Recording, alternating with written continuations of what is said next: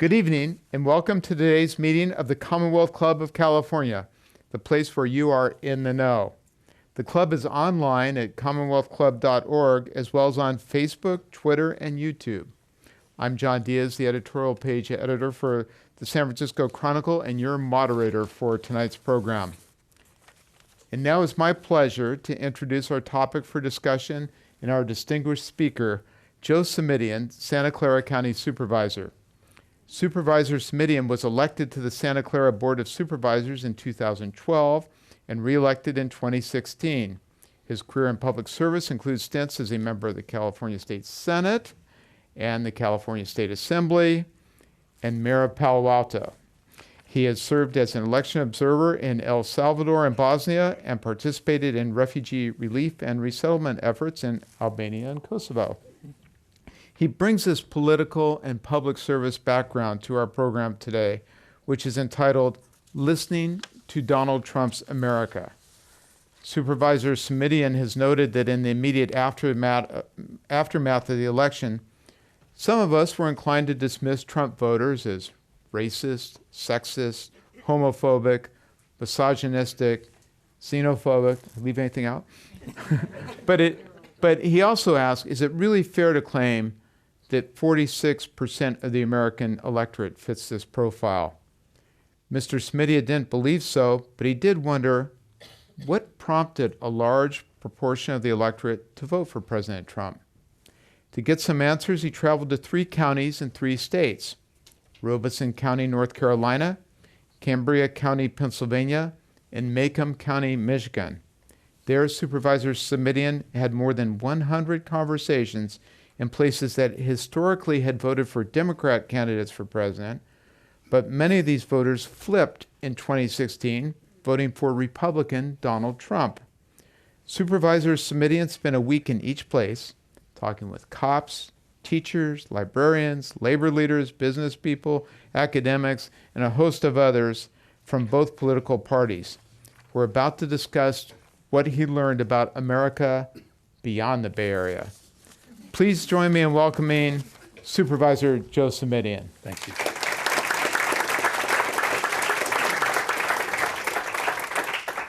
Now, Joe, before we get into specifics, we've known each other a long time, usually with me asking the questions and you being the public figure.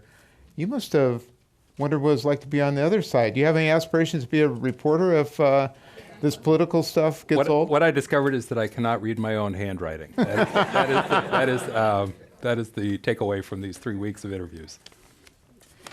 Let me ask you about your approach. I mean, 100 people in 3 weeks is a lot of people to interview. Yeah.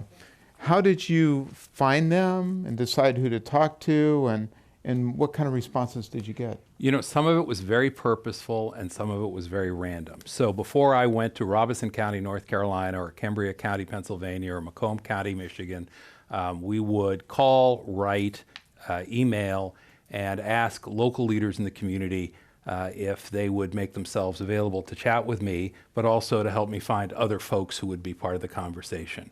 And tried to work down from what I would call established networks to sort of less and less established folks in the community who were a friend of a friend of a friend, or somebody I work with who feels this way. And for the most part, and I can honestly say with one notable exception, people were very responsive and very gracious and very willing to, they were hungry to be heard, frankly. So they were, even there was, you're who, you're from where, you want to talk about what? We got a lot of that, which is why it turned out to be a little more labor intensive than I had initially anticipated. But eventually, once people were clear that I wasn't part of a Nigerian email scam, they were very amenable to talking.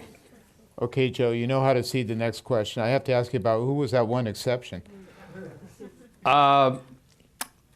The one exception was a Republican leader in Cambria County, Pennsylvania. And I had made a point of reaching out to leadership of both parties in all 3 counties, and in the other 2 counties in both North Carolina and subsequently in Michigan. Folks were happy to meet with me, notwithstanding the party differences. So I met with the Republican County Chair in Robinson County, North Carolina. We met at, in fact, he asked, could he bring the rest of his executive committee with him? And so I said, sure, bring it. And I had fried chicken at Candy Sue's with the Republican Central Committee in Robinson County, North Carolina. In Macomb County, Michigan, it was just me and the chairman of the Macomb County Republican Party in an empty, deserted campaign headquarters with a 6'3" life-size cardboard cutout of Donald Trump. And I kept thinking, please God, nobody have a cell phone camera anywhere. I'm going to be. But back to your question, in Pennsylvania, when I called and asked, my staff actually had reached out ahead of time and said, they're not going to talk to you. And I was sure if I just got on the phone and was gracious that, they'd be. And I literally held the phone away from my ear. I mean, you think of that as a cliche or a movie device, but it was that loud. And I said, well, ma'am, may I ask why you don't want to meet with me? And she said, people in Silicon Valley haven't given a bleep about Western Pennsylvania in the last 50 years, and I have no reason to believe they do today. And she just put it right out there and had no interest. And I subsequently learned that that particular county was the home county for the Republican chairman for the state of Pennsylvania, and that word had gone out by email and social media.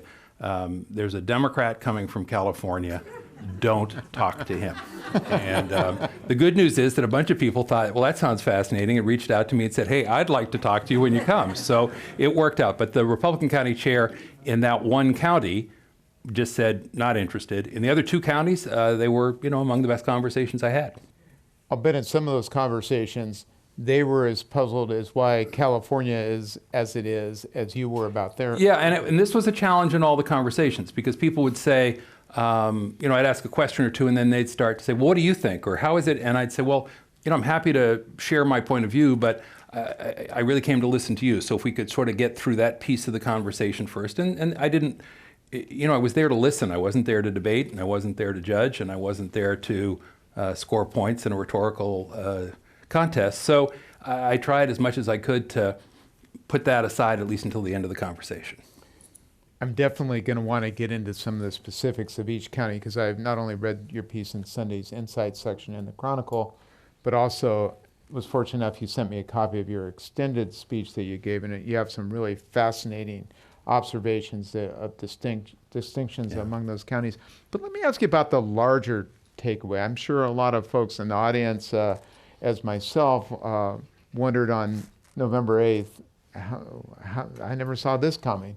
Were there general takeaways where you saw common themes throughout those three counties? These are always easier in the aftermath, but I was really struck by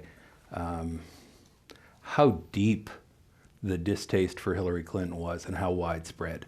And, not everyone in the Bay Area was a fan. And certainly looking at the national polling data, we all knew that her, quote, unfavorables were high, although Donald Trump's were even higher. But I mean, John, everywhere I went, it was visceral and deep and wide, and they didn't like her, they didn't trust her. Some of it was about gender, that was very clear, but not all of it. And, when I asked people, well, what's this about? Don't trust her. Why? Emails, Benghazi, the foundation. Emails, Benghazi, the foundation. Emails, Benghazi.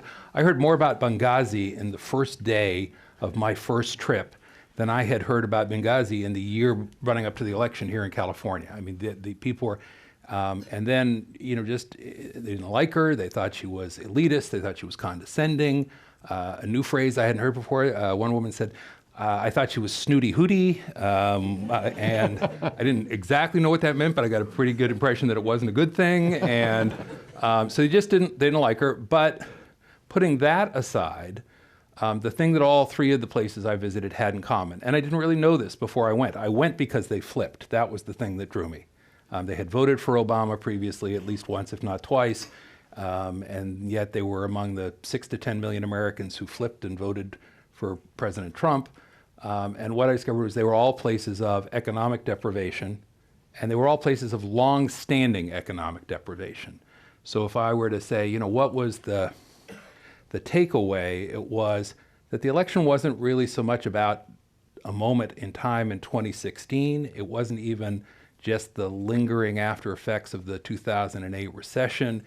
These are places that for 20, 30, or 40 years have felt like their quality of life is just less and less and less. And they see the system and politicians and Democrats as having talked a good game but not delivered.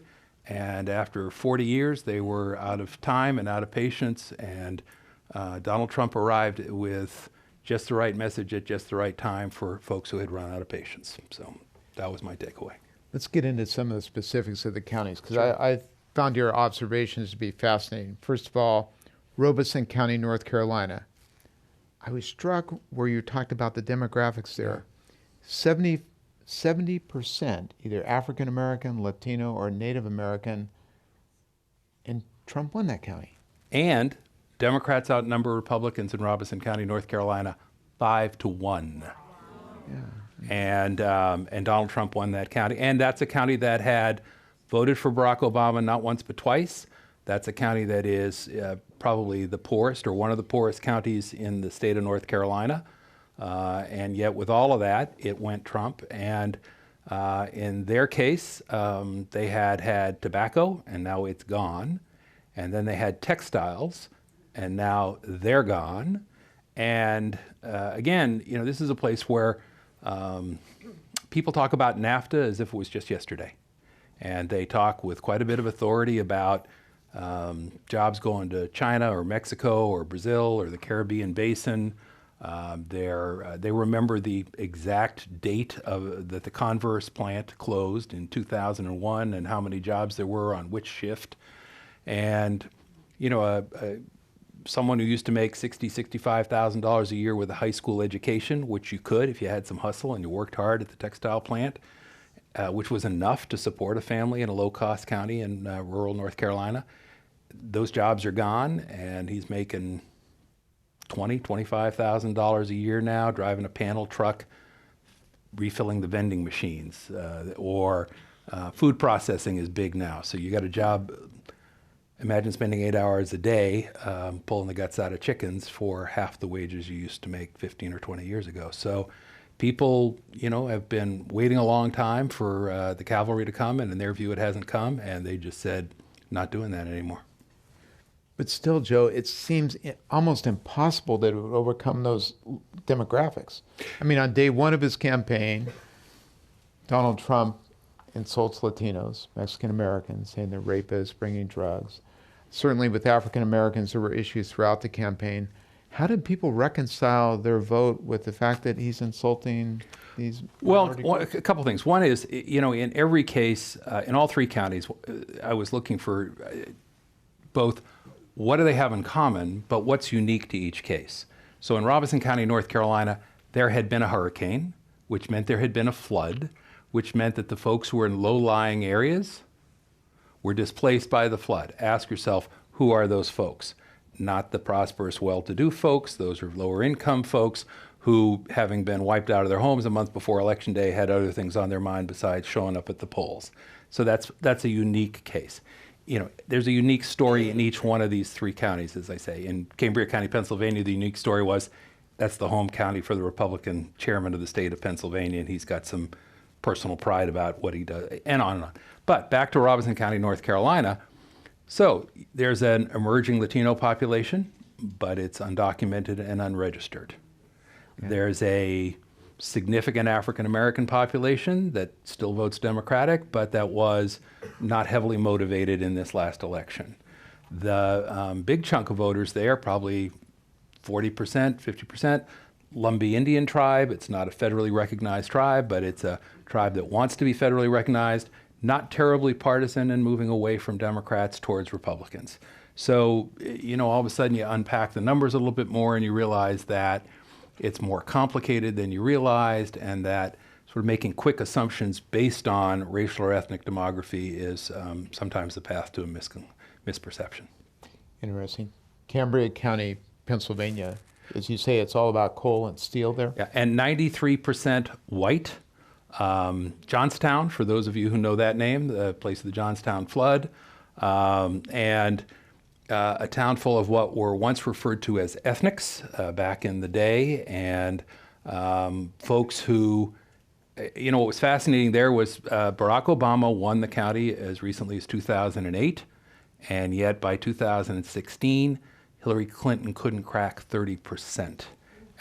Donald Trump won with 67% of the vote in a place that just 8 years previously had voted for Barack Obama, the largest victory margin in that county's modern history for a presidential candidate. And, Hillary talked about ending coal. Donald Trump said, I'm going to bring back the coal jobs. I'm going to bring back the steel jobs. And when I asked one of the folks there, people believe that? He said, well, sir, false hope's better than no hope at all. That was so. No, I mean, people who are, this is in a place where, it's almost cliched.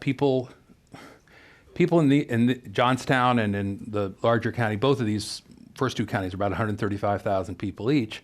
The picture of FDR, Kennedy, and the Pope on the wall. I know that sounds old school, but that's still a real thing. And those folks voted for Donald Trump this time. And they voted for Donald Trump because they gave up. And so, as one fella said, I just thought it was time to shake up the snow globe.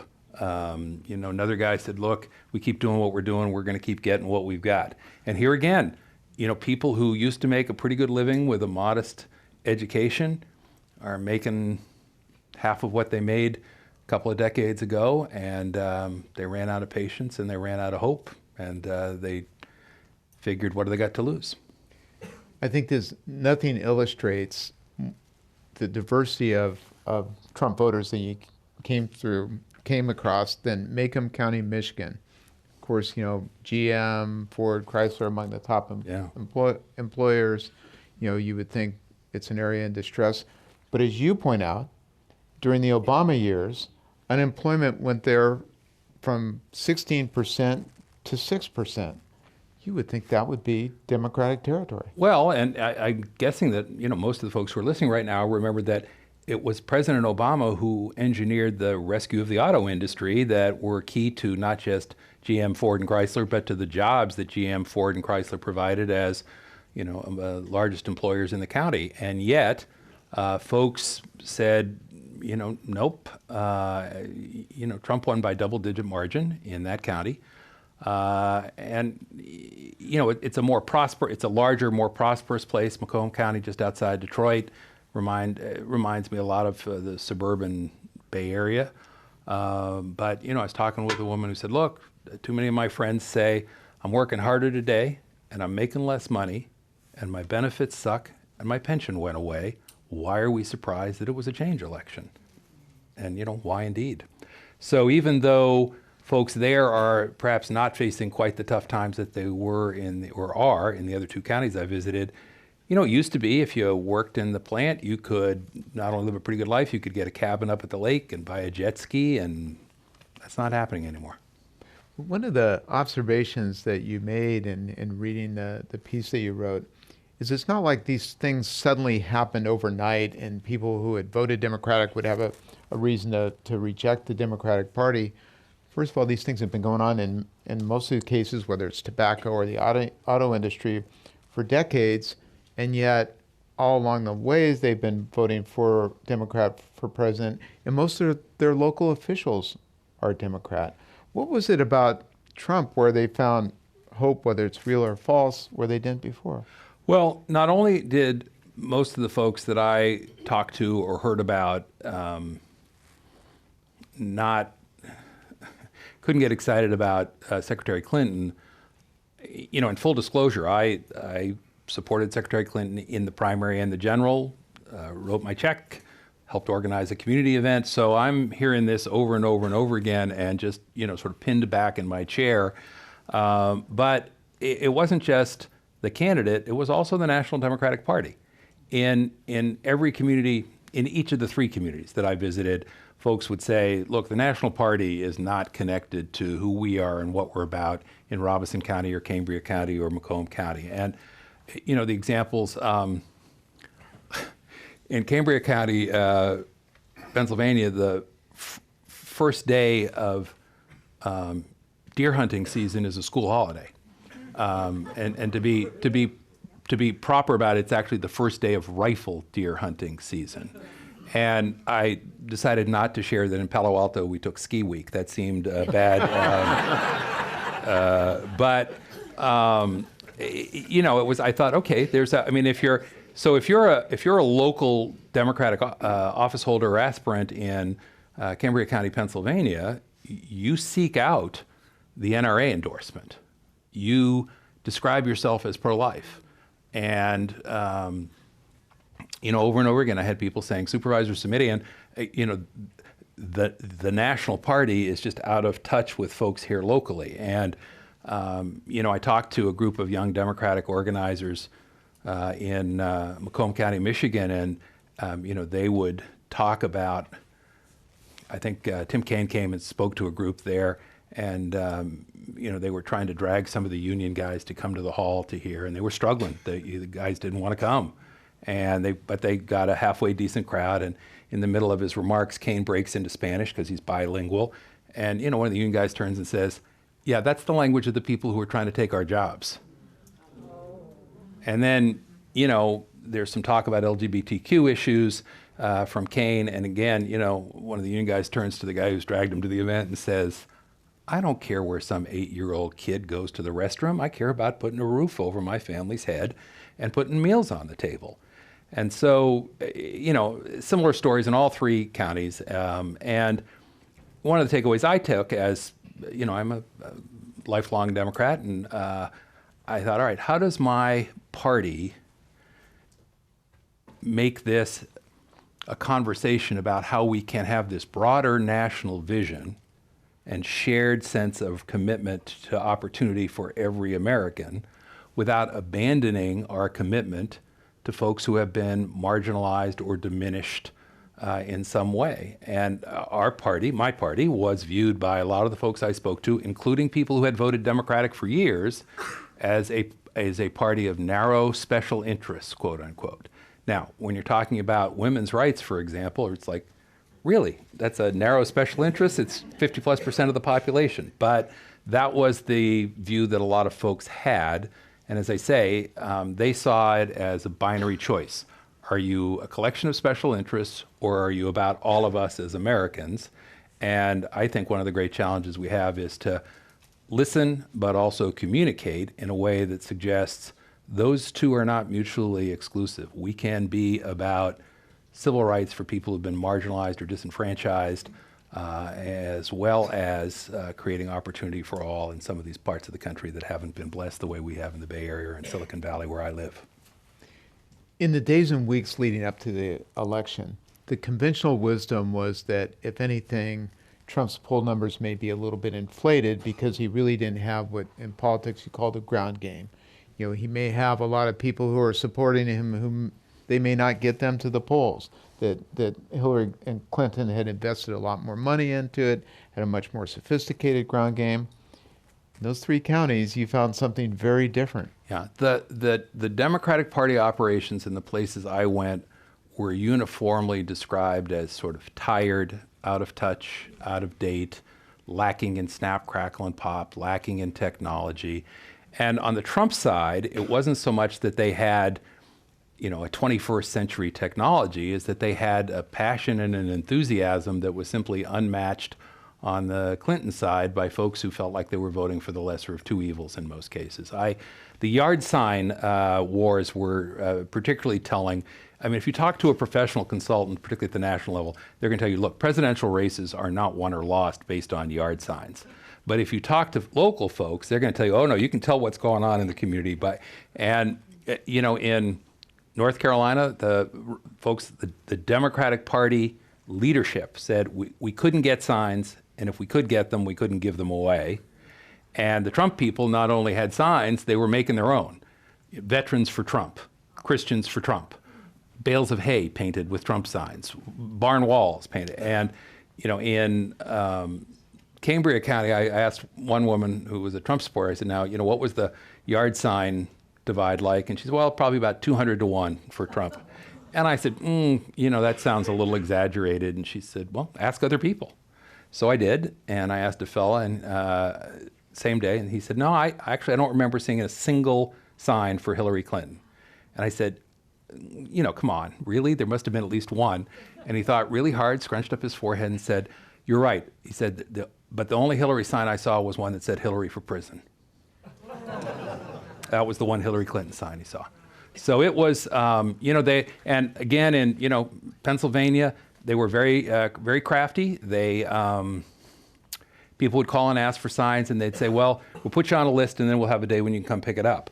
Well, what they did then was call the press, turn it into a press event, and on a single day, this is in a county with only 135,000 people, they gave away 3,000 signs to 1,000 people who came to the headquarters in that single day.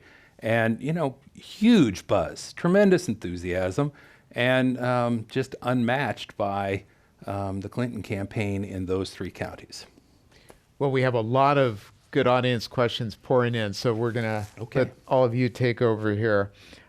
Here's a question which I think is a very good one, and that's, were you able to ascertain where these voters got their news, their information about the candidates? Because one of the phenomenons that we've seen in this country in recent years is more and more people tend to go to news sources that validate their preconceptions, whether it's Fox or MSNBC. Was that a question that came up? Or I didn't raise it, and benefit of hindsight, I wish I had, because it is a question I have been asked every time I have this conversation in the community.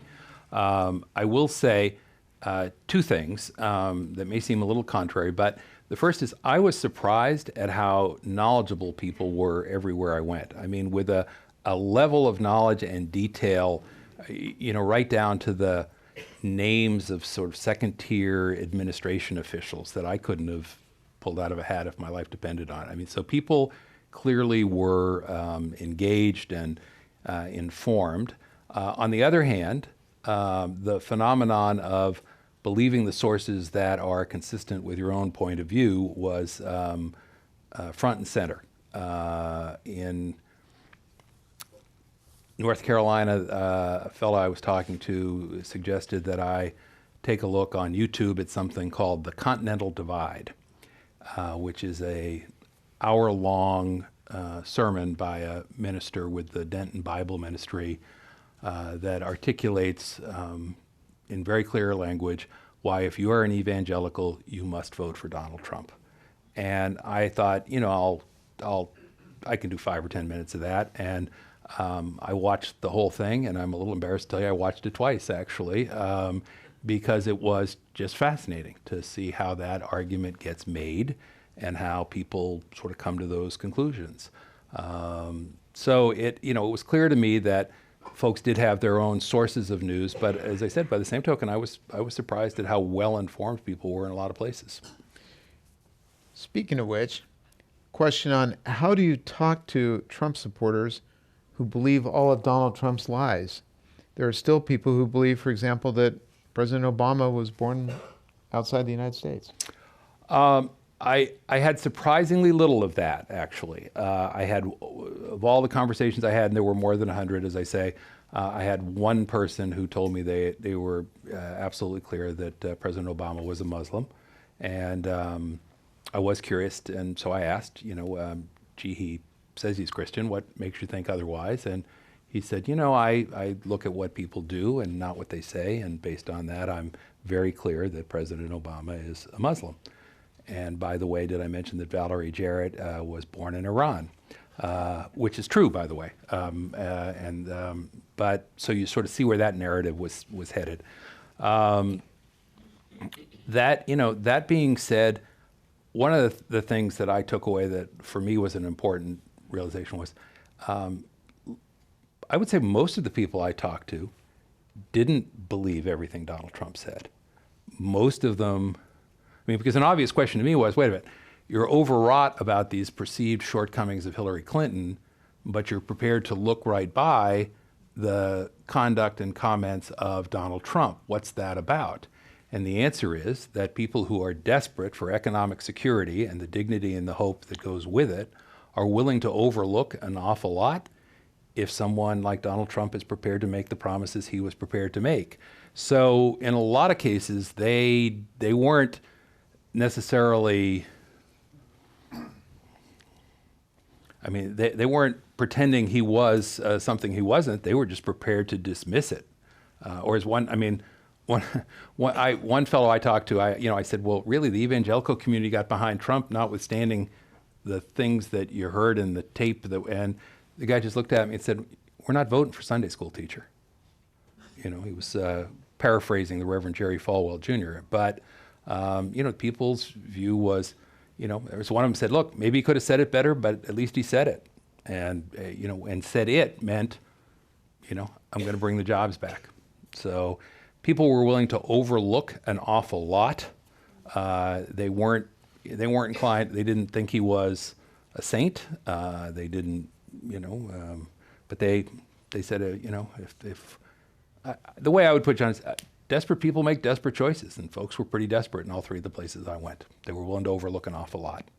Was the jobs issue number one, or other things like the wall or the Muslim ban? No, I was actually surprised at, certainly I heard about social issues, terrorism, Obamacare, immigration, but not as much as I thought. And, I was mindful of that as I was going through the visits, but when I came back and sort of organized my notes and collated them, what I realized was I had a stack this high about how people felt about Hillary Clinton, but a stack only that high about what I would have thought would have been some of the hot button issues. I had a stack that high about economic insecurity, jobs, welfare, and a stack, that low on some of these other issues. So it really was about this sense of economic insecurity, the fact that it is longstanding, the fact that people in public office have not delivered. I got an earful about elected officials, and it was just, people were at a point where they said, and when I say longstanding, a little pop culture note here. I'm looking around to see the age of the folks in the room. How many of you remember a movie from 1977 with Paul Newman called Slapshot? Anybody remember that? So hockey movie? And about a small town struggling minor league hockey franchise. This is 1977. It is set in Johnstown, Pennsylvania, the place where I visited. And in 1977, the characters are walking down the main drag in the first 5 minutes of the film, and one turns to the other and says, hey, did you hear the plant's closing? Really? Yeah, 10,000 people are going to be out of a job.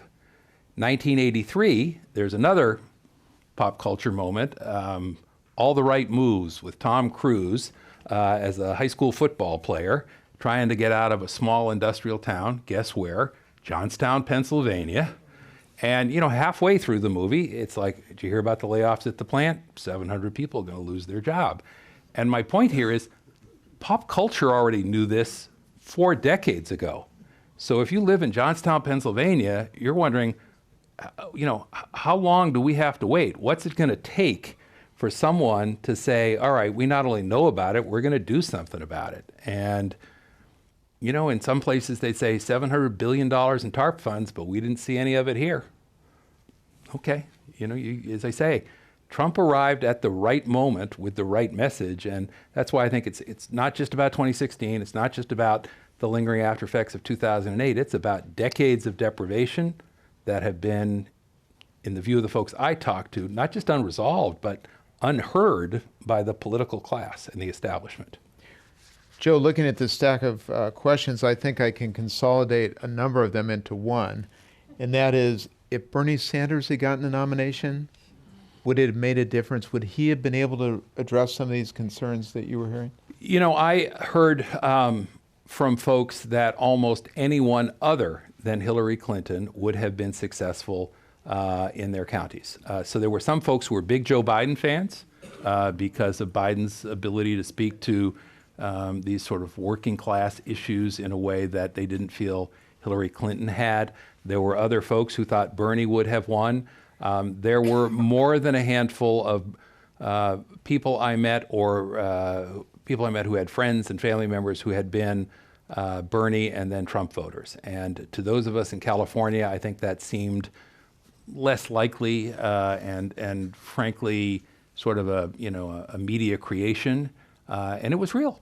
There were people out there who, and actually, and this was part of what surprised me. I had some folks who said, well, wait a minute, why are you surprised? And I said, well, I thought I explained. They said, you're surprised that we voted for Obama and then voted for Trump. I said, yeah, I am. They said, you forget when we voted for Obama before, we voted for him against Hillary Clinton. You know, I mean, it's like, okay. And others would say, we voted for Obama because we thought he was the change. And 8 years later, nothing's changed. So we're doubling down on change. So to them, it was perfectly intellectually consistent that they voted for change with Barack Obama, didn't see it, came right back and doubled down on change with the guy who was really going to be the change agent, in their view. Joe, why are we not seeing this phenomenon play out, at least in this scale, in parts of California that are certainly, California has, if you factor in everything, one of the higher poverty rates in the nation. There's certainly pockets in the Central Valley, in the foothills, that are experiencing a lot of the same anxieties, economic and otherwise, that you're describing here. And yet the Republican registration continues to slip to where it's now roughly 1 in 4 California registered voters are Republican. Why aren't we seeing it here? I think we are seeing it here, and but I think it is to some extent masked by the fact that we have such strong progressive values in coastal California where the population is. So I think that tends to mask or overshadow what's happening in other parts of the state, including the Central Valley. I also think that part of the Trump phenomenon, and you asked about this earlier, is that folks who had not previously been in the system came out of the woodwork to vote for Donald Trump. So, you know, I talked with a very bright entrepreneurial young businessman and who had been a Trump supporter, and I asked him now, you know, who'd you vote for in 08 and 12? He said, didn't vote. And I said, what? He said, didn't vote because I didn't think it'd make a difference. I voted this time because I thought it would make a difference. So he, you know, he was among the group of folks who had sort of disconnected themselves from the political arena for a long time, but stepped back in when someone came along who we thought would shake up the system. Same story, you know, the Republican county chairman in Michigan that I talked to said, you know, he had 2 or 3 favorite bars and restaurants, and all of a sudden he noticed that the waiters and waitresses, you know, were talking about Trump, and that these were not political people, and they were people making a fairly modest wage as a waiter or waitress. And he said, you know, I realized something was going on when people who historically had never paid any attention or had much interest in politics were getting excited about our candidate. So I'm interested in, since you've done all this research and running a theory by you that I've had about the Trump phenomenon, and that's that in America, people have lost respect, lost regard for so many institutions. Certainly the media is one of them, Congress, government. You look at like NATO, where throughout, you know, most of our lives, if you're in my generation, you've seen that as really, you know, the bedrock of U.S. security. But you could just go right down the line, and Trump, including the judiciary, and Trump showed little regard for any of them. And I have a sense that where we would take a lot of things seriously, like, oh my God, we can't withdraw from NATO, or we have to, you know, really think about the consequences of our relations with Mexico, or even trusting the media, that because the public had this disillusionment, that they really didn't take it as seriously, the potential downfalls as maybe they could have. I think, you know, one of the fascinating things about having these conversations, taking 3 trips like these, is that there are a lot of things that become, it's clear how complicated they are, how multi-layered they are. And then there are some other things that you realize are just simpler than you thought they were, and that you don't need to overcomplicate. And I think what I would say to your theory is, what part of it's not working for me do you people not get? Period. Full stop. End of sentence. And over and over and over again. And so, you know, if it isn't working for you, and it hasn't been working for you for all of your adult life, and somebody comes along and says, I'm going to give the system a good, swift kick in the pants, you know, the folks I'm talking to aren't saying, oh, don't do that, that's not nice. They're saying, you know what, the system needs a good, swift kick in the pants. And, you know, when Trump said, what have you got to lose, largely directed at African-American voters, I don't think African-American voters particularly thought that was persuasive. But boy, I think that's where a lot of the American public was, which is, what have we got to lose? Not a damn thing. And so, I did my visits from late February into early June. So that's how much tumult there was. The intervening months have been even more tumultuous. But I got to tell you, the people I talked to were not upset. They weren't disappointed. Every fresh outrage, as we might see it here in the Bay Area, was viewed as another poke in the snout of the establishment, and good for him. And so every time you recoil, there are 20 people I talked to said, yeah, hit him again, harder. And there was no disappointment that he had not delivered on his promise. No one was saying, where's the wall? How come Muslims are still getting off the planes? Or people I talked to understood that you people in the establishment were going to make it hard for him to do that, and they were, getting fresh proof of that with every passing day. Interesting. And let's go to another audience question. Do you view Trump's election as an anomaly fueled by a celebrity and a fractured Republican field and a weak Democratic nominee? Will things return to quote-unquote normal after Trump, or is there a fundamental change that's occurring here? And the answer is yes to both. For those of you who are number crunchers or political junkies, many of you will know that Michigan, Pennsylvania, and Wisconsin, part of the so-called blue wall that Democrats thought they could rely on for the last quarter of a century. 6 straight elections, the Democratic nominee has taken those 3 states. That means the Democratic nominee has been 18-0 in those 3 states over the last quarter of a century. This time around, our Democratic nominee went 0 for 3. Now, I can't even begin to fathom how hard it is to put together a presidential campaign. I am not in a position to second guess. But when you go 0 for 3 in states that have gone 18-0 for the last quarter of a century, somebody missed something. And on the Trump side, somebody saw something. They saw an opportunity and they capitalized on it. So was it a fluke? Maybe. Was it a perfect storm? Maybe. All of that being said, when 6 to 10 million Americans who voted for Barack Obama vote for Donald Trump, something's going on, and I think that something is important. What is it that has so disillusioned 6 to 10 million Obama voters that they would vote for Donald Trump? That's 10 to 15% of Trump's total vote. If even half of those folks had stayed with the Democratic nominee, we wouldn't all be sitting here having this conversation. So was it a bit of a fluke? Was it a perfect storm? Yes, but let's not use that as an excuse to avoid what I think is the hard conversation we need to be having about how is the system failing vast swaths of this country, and what are we going to do about it, both as a national imperative and as a political imperative, because I think there are consequences to pretending that it's not real and not significant. What kind of a factor was the religious right in those 3 counties? Social issues / religious right was not as dominant as I thought it was. It's there, but then, it's been there in the past. What was interesting to me, and certainly in North Carolina, where there's a strong evangelical presence, there was it was more strongly felt. It was something I could understand playing a more significant role than we might expect in our area. But what was more interesting to me was that the so-called social issues,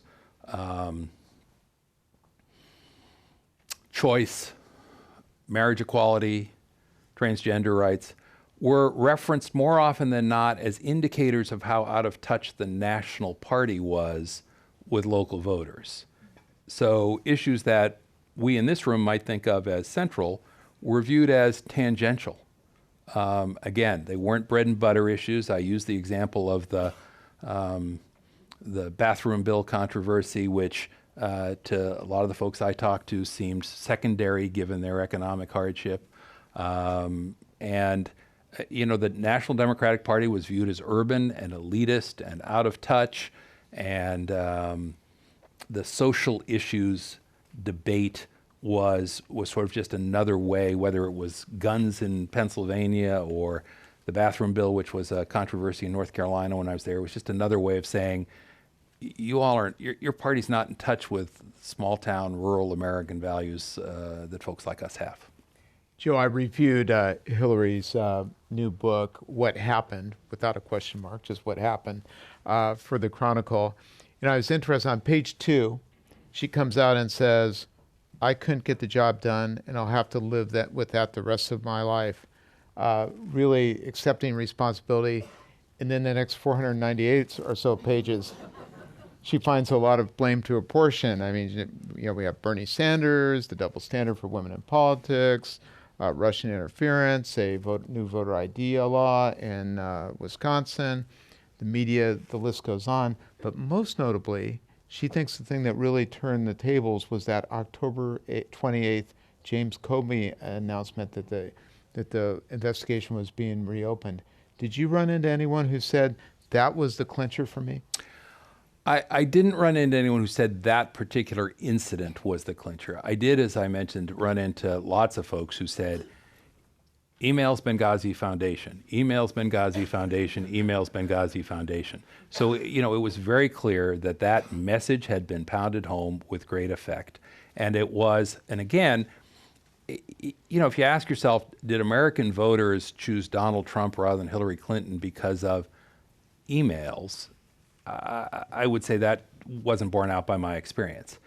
If you ask, however, were emails Benghazi and Foundation sort of part of a larger narrative about this is not a person to be trusted, and did that take hold? Absolutely. So, whether you want to, when a race is this close, when somebody wins the national popular vote and loses the presidency in a sort of a fluky / perfect storm kind of way, it's easy enough and to some extent accurate to say, well, but for this or but for that, I would have had a different outcome. Fair enough. But the real question to me is, how did it ever get that close given this candidate, who I considered and consider wholly unfit to be president of the United States? Whether you agree with me or not, that's my point is, how did it ever get to be that close? How did it get to be so close that you could say, well, any one of these things might have turned the tide? And so I think, that's the difficulty for a campaign or a candidate. They'll second guess themselves on everything for the rest of their lives because but for this, that, or the other, it might have gone a different way. You mentioned the widespread perception that you found that Democrats were captive of special interests. Yeah. But here's a more general question from an audience member, or observation, that the Democratic Party seems to have moved substantially to the left and is now refusing to work with Donald Trump on anything at all. Do you think that's a winning long-term strategy?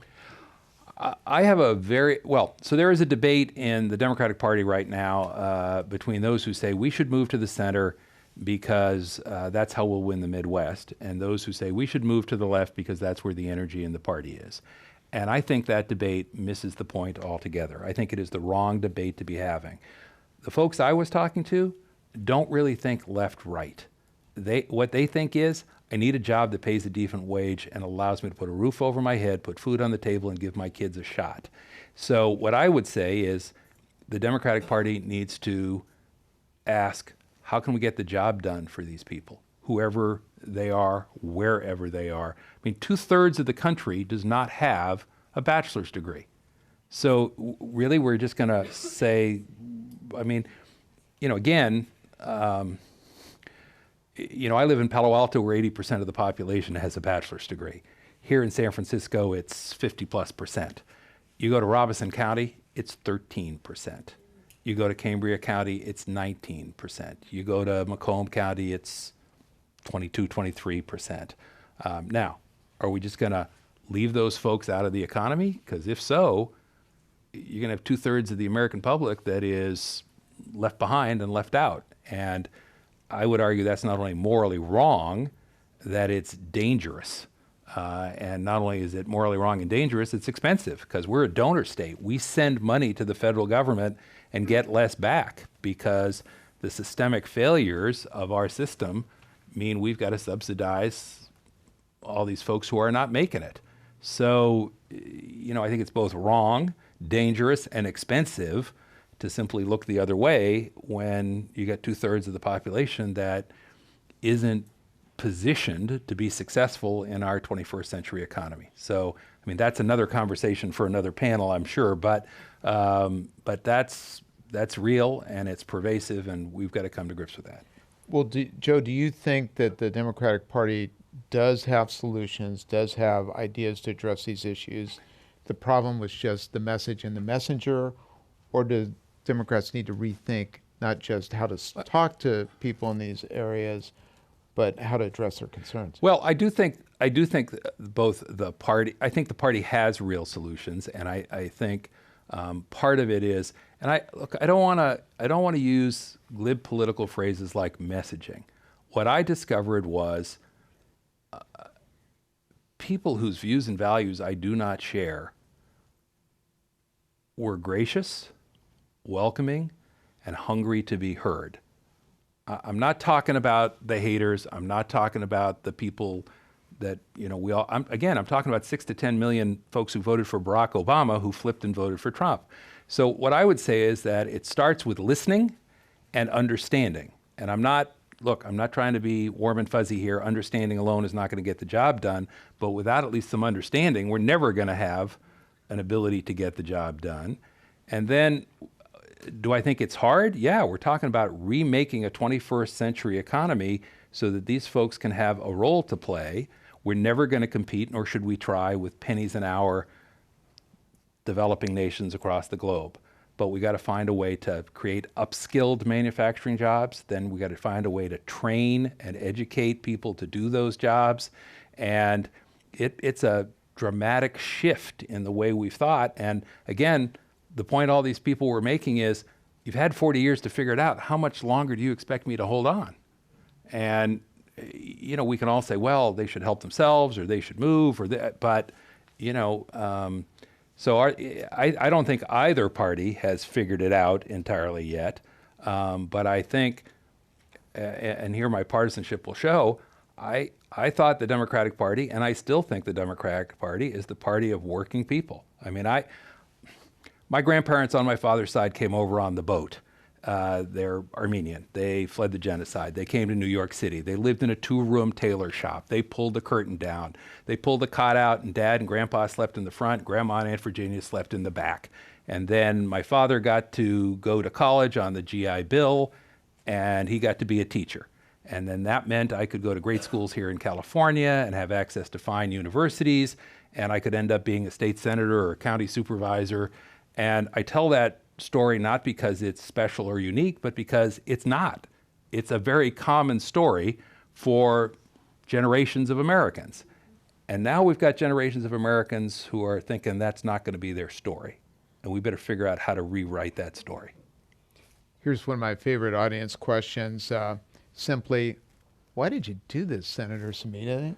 I mean, it's certainly not uncommon for a candidate to go on a listening tour before an election to talk to potential voters, but after an election, it's very unusual. Well, you're not running 2020, I was just going to say, are you? no, and I want to be very clear. I'm not planning to run for office in Robeson County, North Carolina, or Cambria County, or Macomb County. I really thought something important just happened, and I thought that it was important for my work to understand it.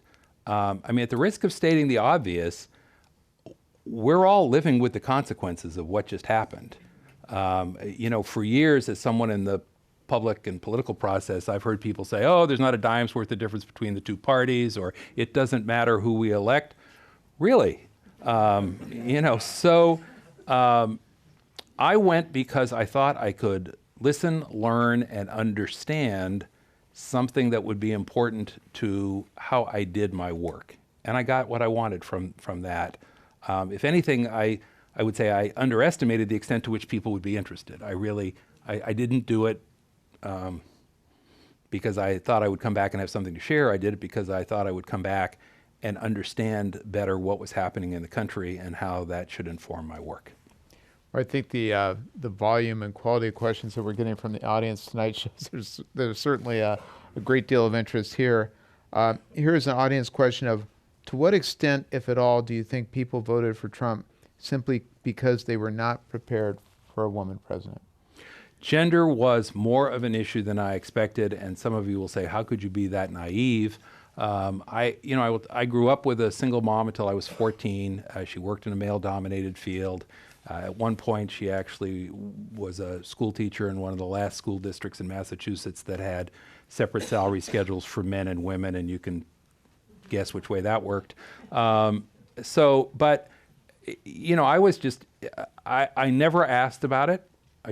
I might have once or twice later, but I mean, I just sort of waited for people to talk, and it came up repeatedly. And among the things I took away were, first of all, gender was a big issue among women voters, which really was startling to me, but I heard that everywhere I went. And it was, in some cases, just, not sure I'm ready for a woman to be president of the United States. Okay. Other places, it was, not sure I think a woman should be commander-in-chief. Some places it was, well, she only stayed with Bill to advance her political career. Other places it was, working class guys in the mills and the mines aren't really used to taking orders from a woman. And in the evangelical South, there were folks who said, my Bible tells me this isn't the proper role for women. So I heard a wide range of sort of backstories, but gender was clearly more of an issue than I would have expected, again, as a Californian and as a Bay Area or Silicon Valley resident. Although if you look at the national returns, I was certainly surprised and struck by how well Trump did with women nationally. Yeah, and Not again, the gender gap that was expected by any means. yeah, and again, it came in different packages depending on where I was and who I was talking to. But the most striking thing was the number of women who said, "Well, I got to tell you, that was an issue for me," or "That was an issue for my mom," or "My sister had a problem with that," or it was. It's the kind of thing that people in California may think but don't say. But in the places I went, people just said it. There was no reticence about it. Okay, we have another audience question here. Who member believes the division in the U.S. is a chief concern. The election results and lack of belief, and along with this protests and riots in the U.S. makes it feel like a scary country. Do you see any hope from your visit for finding common ground in this country? I do. I want to be very clear about this. I hope people understand that I am the messenger here. I am and I feel strongly that it is important for those of us who have the views and values that I hold that are antithetical to the current administration to stand up and speak out and push back. That being said, I think we can do that even as, and in fact, I would say it's particularly important as we do that we listen to other points of view, particularly the folks that we know were sharing, we thought, the same views and values as recently as 4 or 8 years ago. And I don't think the two are mutually exclusive. In fact, I think the two are essential. I think we got to listen, we got to understand, we got to acknowledge legitimate concerns where they exist, and then ask ourselves, all right, is there a way for us to move forward together on some of these issues, even as we say, absolutely not, cannot go there, this, that, or the other is wrong, and that's tough to do. But again, the people I talked to, I mean, they knew who I was. They've got Google in all of these places, right? I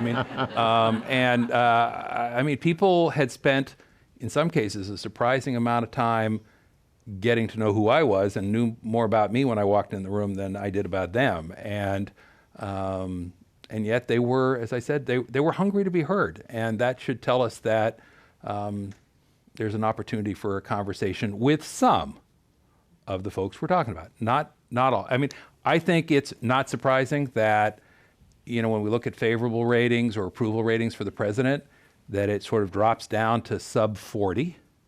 There's a president who got 46% of the electorate. It drops down to sub 40 into the sort of mid 30s, and I think it probably stays there. And I'm not suggesting that we're going to be able to talk to that hardcore 35%. But the 10% that is having second thoughts based on what they see and hear today, I think those are folks we can and should be talking to. I can only imagine them Googling you, Joe, and saying, oh, he's the California senator who started this trend that I can't talk on my cell phone in the car or text. You know, taking away my freedom. Next he's going to go after my guns. And in Pennsylvania, this is a state that had a helmet law for motorcyclists and repealed it. Yeah, see, you all think, oh my God, how could they do such a thing? They're like, no, that was a bad idea. That was an imposition on my personal freedom, and we rolled it back. It's just a very, very different take. And again, all three of these counties are places where Democrats are elected to local office. But, you know, their notion of what a Democrat is and the National Party's notion or the Bay Area's notion of what a Democrat is, very different things. How much did Obamacare come up? Not much. It came up a handful of times from people who sort of were very thoughtful and, you know, opinionated about why it hadn't worked for them either individually or in their business. But it was not a recurring theme. Again, I noticed that as I went through the conversation. I mean, just as an example, Benghazi came up at least 20 times more often than Obamacare. Oh. I'm not being hyperbolic. I mean, literally 20 times more than Obamacare. That suggests to me Fox News was a source of information. There you go. We have a number of questions asking you to forecast 2020 and Donald Trump's chances of getting elected and whether you think the people who voted for him that you encountered are likely to vote for him again. I think the people I encountered who had been Obama voters, but who gave up and felt they were desperate and going to make the desperate choice and voted for Trump, are open to voting for the right Democratic candidate for President of the United States.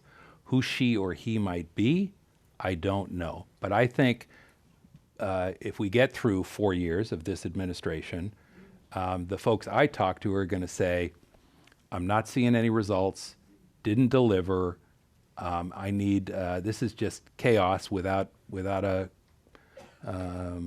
deliverable, and that the right Democratic candidate can and would beat Donald Trump for this 6 to 10 million people that was a subset that I talked to. There's such a tug of war going on within the White House now, even after Steve Bannon's departure, between the nationalists and the more mainstream Republicans. Did you get the sense that most of those you were talking to were more on the Bannon side of things? Again, the folks I was talking to, they aren't ideological. They don't have a world view of White House politics. Their view is, you know, what's in it for me? And I don't mean that in a bad way. I mean, it's like, you know, look, this is my president. I want to know what my president's going to deliver for me and my family. And after that, the rest is just noise to them. Joe, final question. You've been in the legislature and also a local official. What is personally did you take away from this in terms of, is it instructed you into how you would approach issues or do your job here in the Bay Area? I had a very poignant conversation with a fellow who was late middle age, used to work in the textile mills as an administrator. And in the South, some of you know they'll call you by your first name but put Mr. or Ms. in front of it. So he said, Mr. Joseph, I make 45%. My earning capacity is 45% of what it was in 2001. Now, he knew precisely 45%, not roughly half, and he knew precisely what year, 2001. And he didn't say it with any bitterness or anger or ill will. He said it with resignation. And as we talked, what I realized is it's not just about the loss of income, it's about the loss of dignity and hope that goes with that loss of income. And so I am probably more mindful today of the fact that, it's a matter of dollars and cents, but it's also a matter of dignity and hope. And when 2/3 of the country is at risk of losing their dignity and hope, we are in a very, very scary place. I will let that be the last word, and please join me in thanking Supervisor Joe Simitian. Thanks. I think you might have a vote here for 2020. I also want to thank our audience both here, and very much thank you for your great questions, and on the radio, television, and the internet. I'm John Diaz, of the San Francisco Chronicle, and with that, this meeting of the Commonwealth Club of California is adjourned. Thank you. Thanks, John. So that was fantastic. Thank you.